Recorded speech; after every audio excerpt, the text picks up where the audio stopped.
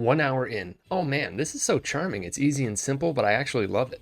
3 hours in. There are so many creative ideas here. I can't wait to see where it's headed. This game oozes personality and has such a unique identity. 5 hours in. When is this going to end? Are you going to stop holding my hand now? Why is the game stopping and starting so much? The momentum is totally messed up. I wanted to love this game. At first, I did. It's a great take on a Zelda-like formula mixed with some Paper Mario aesthetics. Again, like Astrobot, this feels like a Nintendo game. That's some high praise. I like the whimsical writing and performance of the narrator. I thought the game overall was very cute. However, over time it became a chore to play. The game is so easy that it felt meaningless to search in the nooks and crannies for currency to evolve your weapon. Most enemies I could take out with my eyes closed. This made the exploration feel pointless, as I could very well just not bother collecting anything and still be totally fine. What's weird about this game is that the best part about it is the puzzles. Puzzles are my least favorite part in just about any game. However, in the Plucky Squire, it's my favorite aspect. That's a testament to how creative and fun they are, and also how challenging they could sometimes get.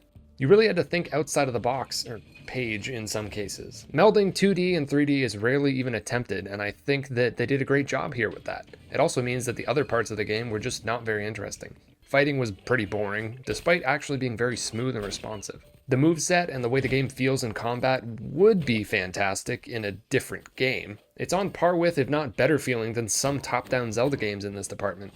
It's unfortunate though, because it doesn't matter when there's nothing interesting to fight. Speaking of fights, the boss fights were very cool.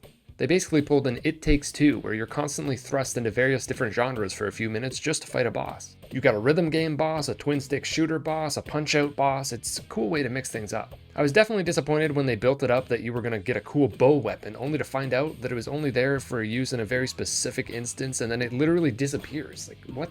What? The puns were appreciated. I love the way the game looks in both 2D and 3D. The music is jolly and it's got a very uplifting vibe. The latter half of the game is just going through the motions. At one point you lose all of your abilities and have to painstakingly recollect them. Then they like to over-explain every situation by literally stopping you every time you enter a new page and making you read some text for 10 to 30 seconds. The pacing became atrocious. This game is the definition of mixed feelings for me. I wanted to love it, but it increasingly gave me reasons not to in the second half. By the time I was 75% through, I wanted to just be done, but I also wanted to see it through, so I kind of forced myself to finish it. It didn't really build off of where it started outside of the creative use of the 2D and 3D mechanics. It certainly shines there. Feel free to follow me on Twitch at dguns. Feel free to check out my Backloggd, where these reviews come from, if you want to see them in written form before I make videos out of them. If I make videos out of them, I'm not guaranteeing that I'm going to do every one necessarily.